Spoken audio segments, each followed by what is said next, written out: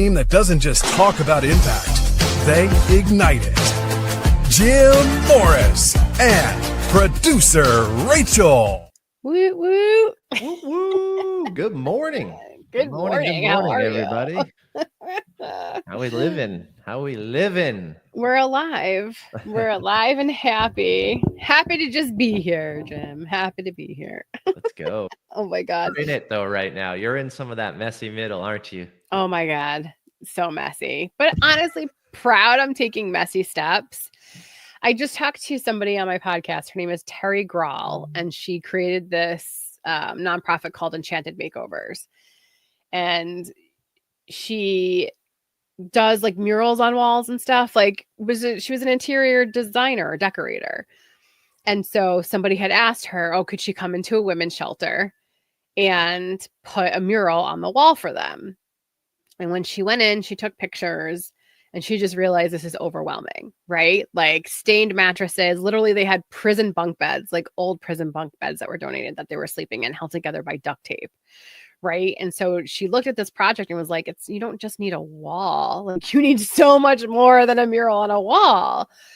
And so it felt overwhelming and she didn't think that she could do it. And she sort of just had that moment where she just meditated about it and realized like, okay, let's just at least do this one space, right? If I can at least just do this one space, I can say I did it. I did the thing and I moved on. And so after doing the space and like redoing as much as she possibly could and could get funding for and talk to people about it, she realized she had to start this charity. Like she had to start Enchanted Makeovers because it was just like, there was, that's one shelter. There's hundreds of them across the country. And how could she not keep saying yes to the next thing, right? And so when you know you can make an impact, when you know you have the ability to make a difference, but you can't see, like she had no idea creating that charity, how big and how far it would go.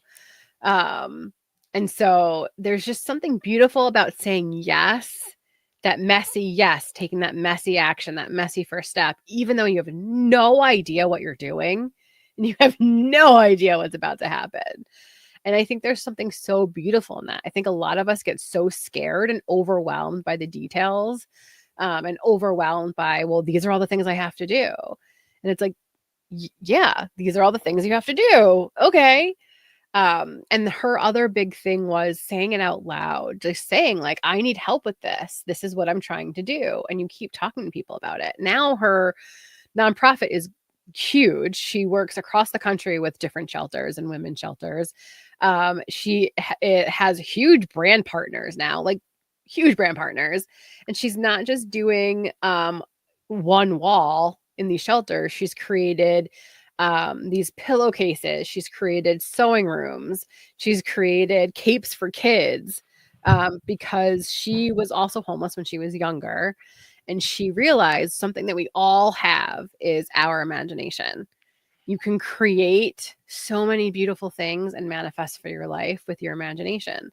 And so by her saying yes to herself and starting to imagine what she could do for these different shelters and these women and seeing how she started to impact them, to get them to understand, like go back to your imagination, use the thing that we all have that a lot of times as adults we forget, right? You're in this situation now and it's not the best. However, start thinking about where you want to be and what you want to do and taking the next messy yes, that next messy step towards that goal, towards that dream.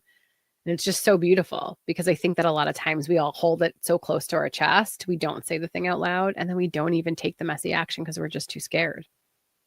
I couldn't agree. What an amazing story. Right? She's incredible. She's so incredible.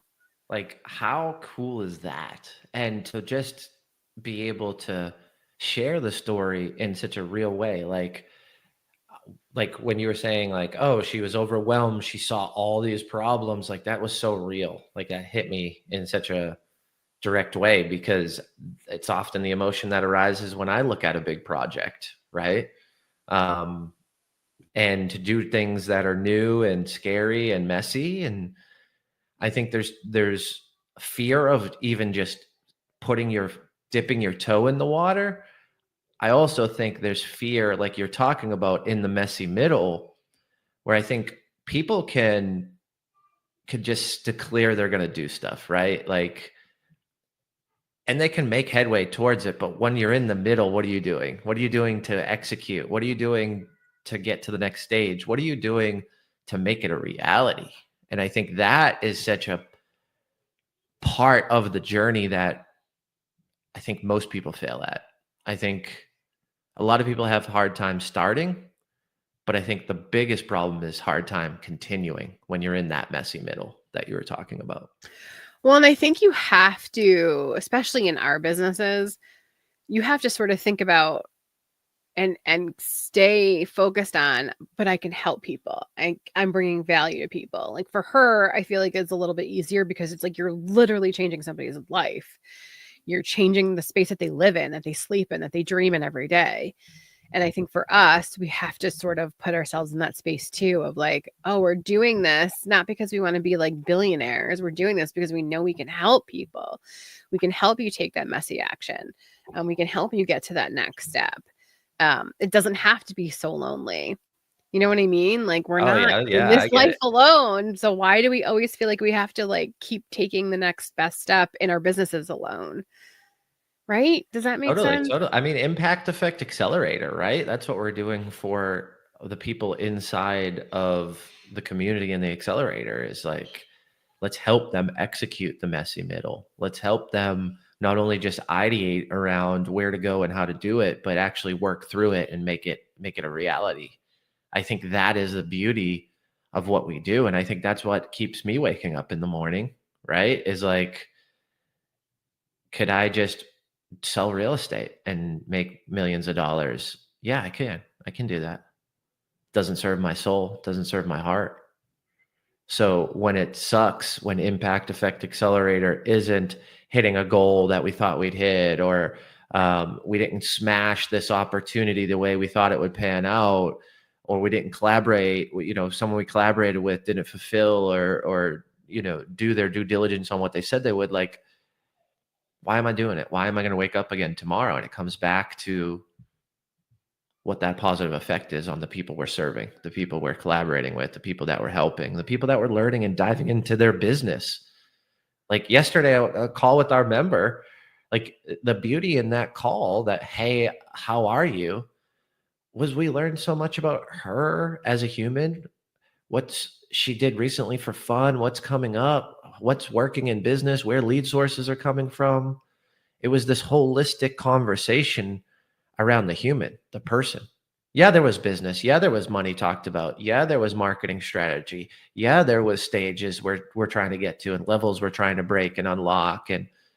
But there was also that beautiful conversation around the truth, around where they're at right now with some of the stuff, and honestly, where they're trying to go. And I think to give that opportunity is why we do this, why we build this, why we do Rise and Energize every day, every single week for the last, 5 months straight, right? Like, and we're going to continue to do it because the comments, the impact, the conversations, right?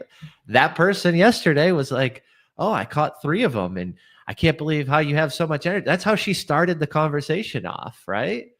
And that was just a, hey, how are you? What's going on? How can we help?